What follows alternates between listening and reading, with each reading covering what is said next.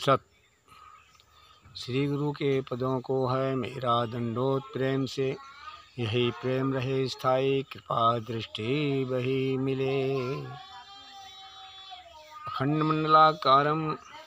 अखंडमंडलाकारं व्याप्तं येन चराचरं तत्पदं दर्शितं येन तस्मै श्री गुरुवे नमः। चक्षुषा चैव दिव्येन योगम् आविष्करोति यः विश्रुतं विश्वरूपं चैव बुद्धात्मने नमः। परमात्म दर्शन से क्या लाभ है? इसके कई एक प्रकार से समझाया भगवान मायानंद जी ने कि सबसे पहली बात तो यह है कि वह आत्मरूप आत्मवत सर्वत्र देखता है। सब मनुष्य सभी प्राणी परस्पर प्रेम से सभी से प्रेम से बर्ताव करने लगेंगे। सबसे हिल मिल रहिए, ये भावना अंतरंग में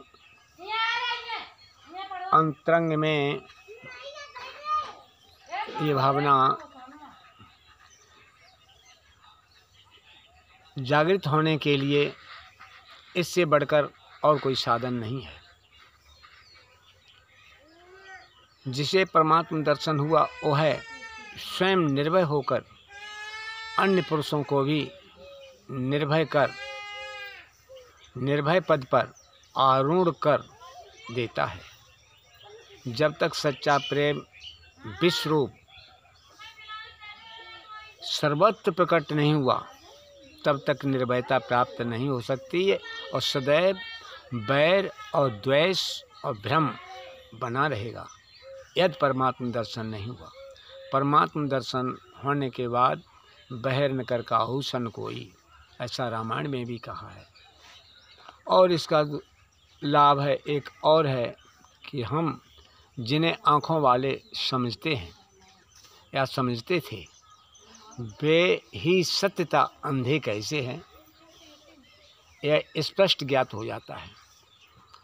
गीता अध्याय 13 का 27वां श्लोक और 28वां श्लोक में कहा है, विनाशी सब भूतों में अनाशी एक रूप से स्थित है परमात्मा वो जो देखे जागता वही। स्थित है परमात्मा वो जो देखे जागता वही। और जिसे दिखाई नहीं देता परमात्मा, जिसने दर्शन नहीं किया, यो माम पश्यत सर्वत्र सर्वम च मैं पश्यत, ये 6वां अध्याय का 30वां श्लोक है।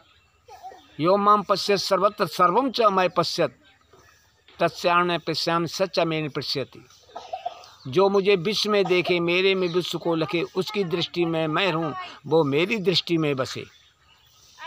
ये लाभ है परमात्म दर्शन से। और कहा है कि व्याप्त है सम सर्वत्र परमात्मा, यह देख के सुन के पढ़ के वाली बात नहीं है। व्याप्त है सम सर्वत्र परमात्मा, ये 13वां अध्याय का 28वां श्लोक है। व्याप्त है सम सर्वत्र परमात्मा, यह देख के आत्म भाव नहीं त्यागे वो पावे परमागति। तो कितने बड़े लाभ हैं इससे। ये लोग किस तरह अंधे हैं, ये सत्य देव को भूल गए हैं। ऐसा कहा गया है कि वो सत्य क्या है। इस प्रकार से सच्चिदानंद में सबसे पहले सत्य ही आता है, उसके बाद चित्त है, उसके बाद आनंद है। सत्य चित्त आनंद है।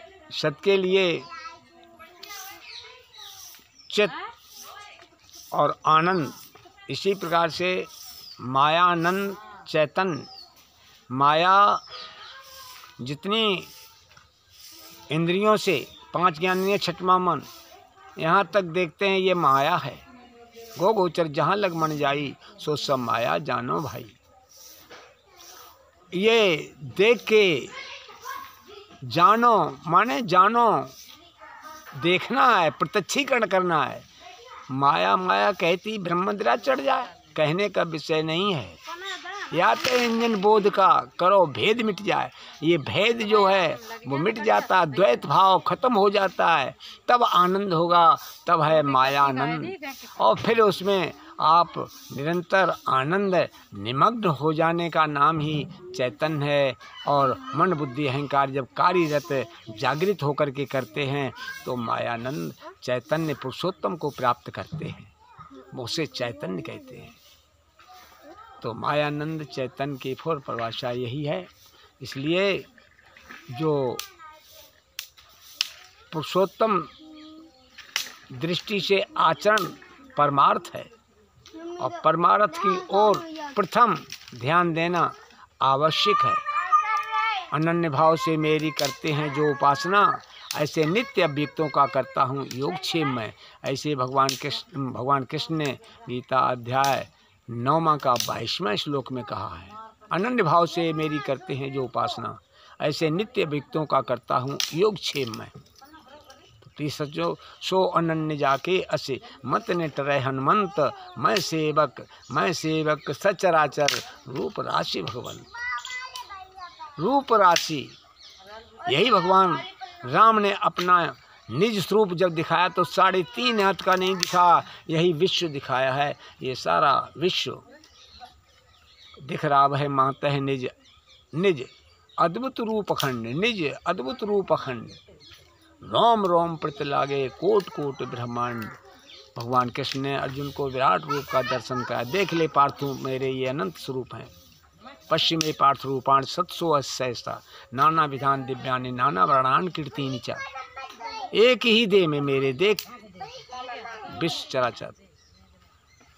लेकिन कैसे देखे, वो भगवान कृष्ण ने कह दिया है कि न तुम मम विशक्ष से दृष्टुम नैनम सचक्षुषा दिव्यम ददामि ते चक्षु पश्चिमे योगेश्वरम।